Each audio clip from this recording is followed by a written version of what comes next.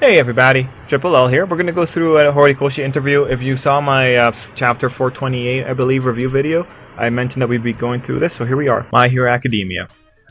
So this little interview here, as far as I'm aware, I saw a piece of it from before, so I believe this came from I believe it came from a TV interview, because that's where I saw one excerpt. So it seems like Viz translated it, but if there's someone from Viz watching, I apologize if I misunderstood where exactly this interview comes from. But at least know that I think it's a possibility this was on TV and they translated it for us.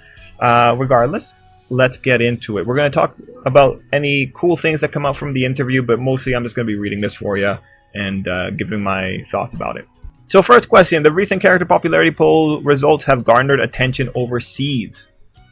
Were the results as you expected? Were there any surprising characters? And Horikoshi says, I was pleasantly surprised by Shoji's rise in the rankings. It made me really happy. Other than that, there weren't many surprises. I see the popularity poll as a celebration for the readers who vote. So as an author, I try not to get too emotionally involved and try to keep a distance if possible. I feel that I try to keep a distance if possible too. I'm sensitive. I try not to get too emotionally involved. Let's see. It's more like, oh, this character's indeed popular, but I was generally happy about Shoji. I told my editor Imamura that Shoji has limited appearances in story and his unique looks don't qualify as handsome, so he was pleased. He drew him thinking that he's really cool and he's glad people really appreciate him. So you got to remember, as fans, that Horikoshi had Shoji's story in the back of his mind forever. But it was tough to get that story out. And it looks like, especially when you have the logistical challenge that was the final arc, it's how do you get this story out? And I know that I know a lot of people made fun of a few little things here and there, but like, how could we have a giant massacre of mutants and never talk about it before this point? You know, this is just one of the unfortunate casualties of the very fast-paced life of manga writing. In a novel, you have all the time to like squeeze that in there because, you know, novels are the fount from which content gets cut when we're doing adaptations, right? So you got to put in all that kind of stuff, and in manga it's a little bit harder.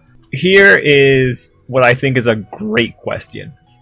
The names of heroes are very cool and interesting. How did you come up with them? What was your inspiration? Horikoshi says, I don't recall putting that much thought into it. I think I chose names based on how they sounded. I wanted names to be catchy and memorable and intuitively connect with the character's appearance. However, we haven't had many new characters recently. The last one might have been Star and Stripe. Honestly, I don't remember much about naming them. And honestly, when you look at some of those names, you feel it. You feel it, right? Pinky, come on, bro. Froppy. Come on. I mean, okay. Kids would love that. Kids would love that. You know, those names really were aimed more towards a kid audience for sure. But that all makes sense. Some of the people with cool names like Gang Orca, that's from another series altogether, right? But yeah, no, I love... the reason this is important is because sometimes there's stuff that you have to put a lot of thought into, and then there's stuff that you have to put in... Or like, there's stuff that you need because it's just... You gotta fit the pattern, and you kind of just need it as like a consequence of the story you're telling. Yeah, you don't actually... You need it for like the background information, but it's not actually critical information. It's really important that people keep in mind that not everything is so meticulously thought out.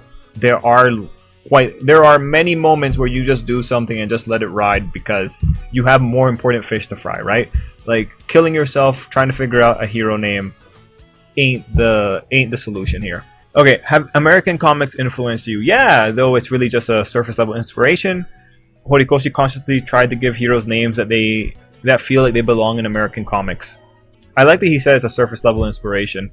So this looks like it's the only real qualifier on the previous question. It's just like probably he just thought about, it just has to be something that belongs in American comics.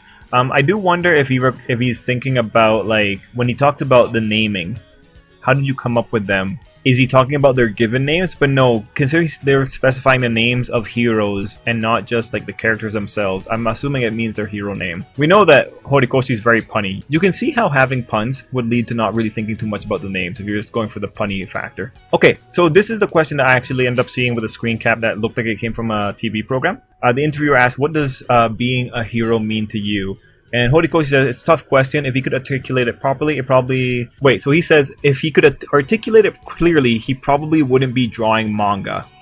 So I think what he's saying here because like the qualifier is very strange, right? If he could articulate it clearly, he wouldn't be drawing manga. And if you need to be able to articulate something clearly, it probably means you're working in a medium where you have to use your words more.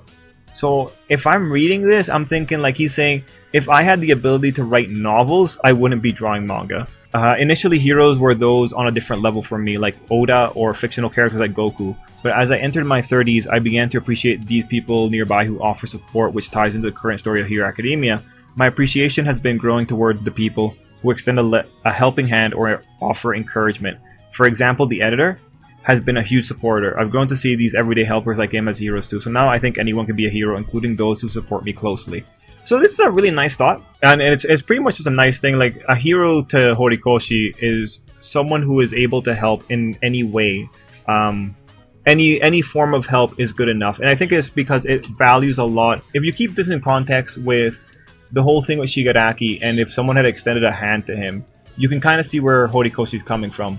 A hero is someone that helps, even if it's a little bit, whenever they can. If someone who extends help to someone that needs it. That's probably what he thinks as a hero. It's really interesting too, because the beginning of the story begins with All Might telling Izuku that someone like a police officer can be very helpful, and you know, they can be a hero in their own right. And you have to like keep it in mind from our context. Like, in our world, we will clearly see a firefighter as a hero, even though it's not really at the same level of the Hero Academia heroes. But point is, it's interesting that we came back, or it's interesting that Horikoshi paints a picture here about what he thought heroes were, when he has All Might talking about everyday heroes, and then he comes back to this at the end. Yeah, it's everyday little help. Everyday helpers are the heroes to Horikoshi. I think it's a very interesting response, and I think if we're taking it at face value, I think it kind of shows that Horikoshi ended up aligning to his character's initial opinions towards the end, but with a new degree of understanding about it. I mean, I can imagine him being in the studio, like, absolutely dying, and that editor is there being like, yo, bro, you got this. We can do it. We can finish it up. You look like you're about to, like, croak, but hey, you can do it, right? It's a heartwarming answer for sure. Okay, are there any characters or stories you want to explore more but didn't get the chance to? So Horikoshi says it's not quite about not getting the chance, but I have characters and backstories that I created but didn't include in the story. We know about this. He's been very candid about this in the volume extras. We know, like, the news reporter with the cutoff horn and all that kind of stuff. We know that he has been doing this for characters for a long time. New information. For instance, I have detailed stories for the previous inheritors of One for All. I intentionally left these out. I know it's a little off from what the question was asking. So that's interesting. It makes sense that Horikoshi would have done that, given who he is. He's very meticulous. This is a guy, if you read what he advises new mangaka to do, you'd understand 100%, yeah, this is very consistent with who this man is. The next critical question is, do you want to draw those backstories at some point? Horikoshi says not at all. Rather than drawing out well thought out backgrounds and episodes, I wanted to hit at those elements instead. For instance, in Terminator 2, John Connor becomes the leader in the future, and Arnold's character is sent from that future world. But there aren't many depictions of the future itself, because the future isn't depicted in detail. The viewer's imagination expands, and I thought that was really great. So I wanted to create something like Terminator 2. I might have strayed a bit from the original question, though. So I think he actually misplayed on this one. I get the idea of wanting mystery, but that timeline of the One for All users is not very well explained, and I think a little bit more elucidation would have been critical. Also, it's different to have a character from a setting and the setting itself being mysterious, as opposed to having a character living inside of the main character and not having their backgrounds explored, especially when the background of two of those, actually three, Yoichi, second user and third user, are critical to the story. Because I personally would have enjoyed a little bit more diving into the second and third user, and maybe even a little bit more clarification on how the second user and Bakugo look so much alike. I think there's a story to be told there. We did dive into Nana's backstory. The one that you really could have been okay ignoring would have been, Danger Sense, Banjo, and N. Those are the three you could have ignored, but because the second user is so close to All for One, he was probably one of the backstories that needed a little bit more expansion.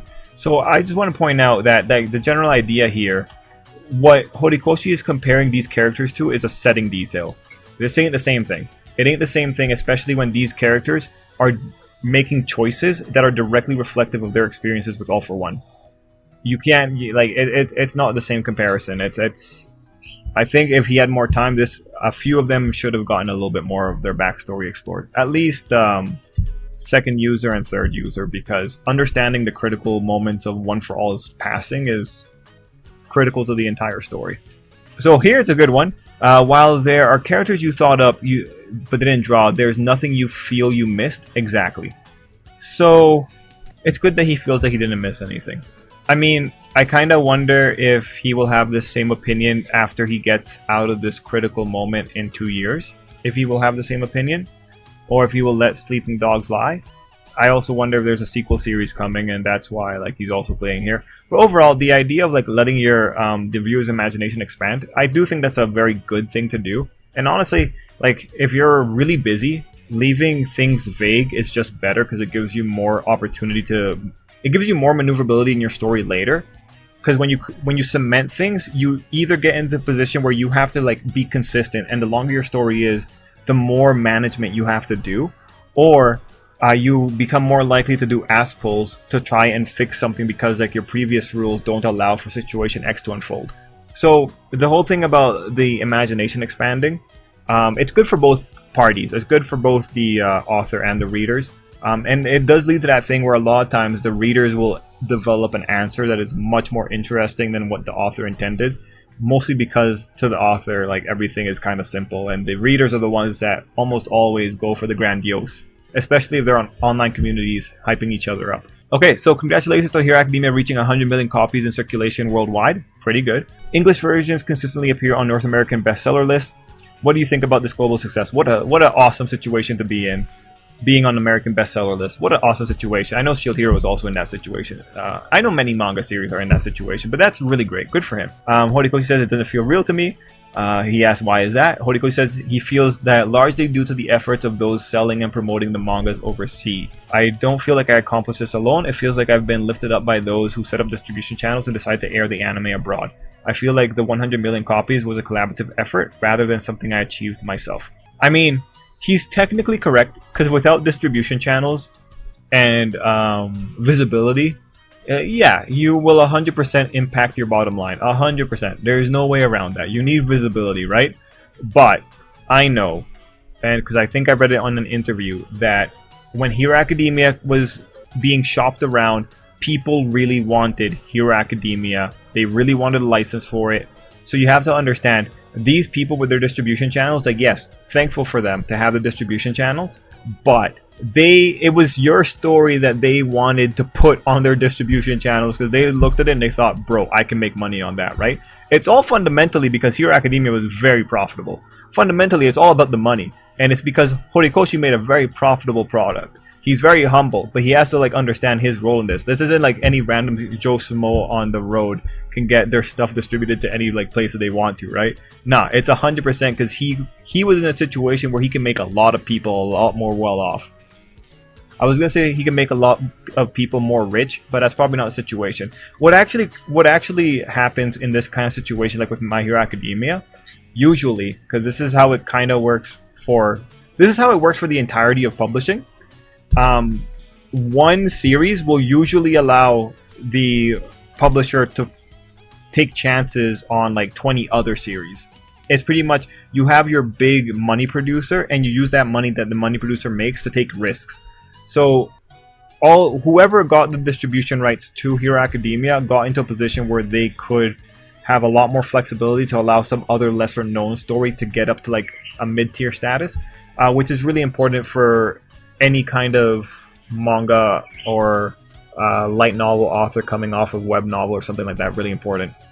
It's actually, when you look at the publishing houses and that kind of stuff, it's actually a very synergistic kind of environment where one big story allows others to. This is where the whole thing about a high tide raises all boats kind of thing. That's what we're pretty much pointing towards.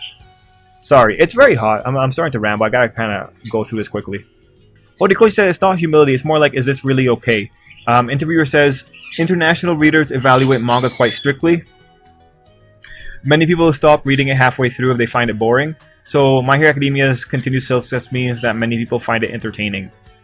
A funny fact here, when it comes to novels, your first book will almost always sell the most in a series. Because in the second book, you've probably lost half of the readership.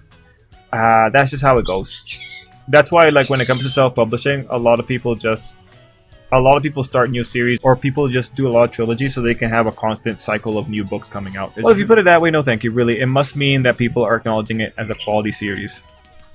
Imagine being like, people are acknowledging this as a quality series. Imagine. Yeah. I feel North American readers in particular are hard to please, is what the interviewer says, so it's impressive that every new volume of Hero Academia ranks highly upon release. Horikoshi says, if that's the case, then I'm glad. It means I've managed to create something genuinely interesting. This makes me happy, honestly. And then finally, could you give a message to your overseas readers? Horikoshi says, we're in the final stretch of the manga serialization. There aren't many chapters left, but I want to ensure that the readers feel it's worth sticking with to the end. Your tough but warm support keeps me going, so please continue reading. A good little ending there. Overall, one of the big things you take away is like this whole humble nature of Horikoshi. You know what? I imagine this guy as being just super tired, super sick, frail, probably malnourished. And you know what? With the amount of breaks he does, like, I'm probably not far off. I imagine he's just so tired and like he is stuck in the grindstone, right? The reason I'm bringing this up is because people down below in the comments here on Viz pointed out like how humble he is.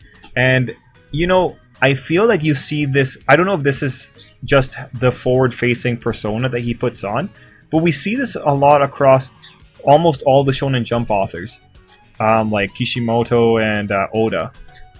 And so, to some degree, I do wonder, is it a situation where the most humble person is the one that has a better shot of succeeding in Shonen Jump in general? When you think about their feedback system as well, you can imagine after 10 years of like critical feedback or about how people are disappointed with your series, you get to a point where you're just humble all the time. Just because it's like, there's always someone trying to take you down, right?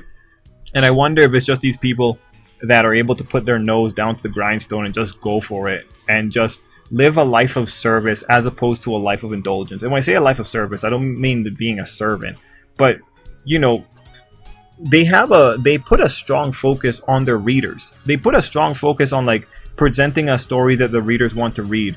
So I wonder if that fundamental mentality of like, you're not that big shot, you are ultimately writing something for people to enjoy. I wonder if that fundamental mentality allows these very humble people to get to the highest levels of Shonen Jump. And like, it makes sense to a degree.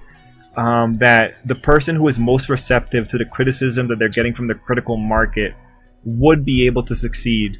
But then if Shonen Jump has an entire stable of these kind of people, then you're just seeing the best of the best, or the luckiest of the best, get to the top here. Yeah, really interesting. But Horikoshi's humility, one of the things to take away from here, his humility is not rare in Shonen Jump series, especially the long running ones. Like this seems to be, there's a trend of humble authors in Shonen Jump. Anyway, guys, let me know what you thought down below. Thank you so much for listening. It was a really cool interview. And till next time, I hope you have an absolutely great day.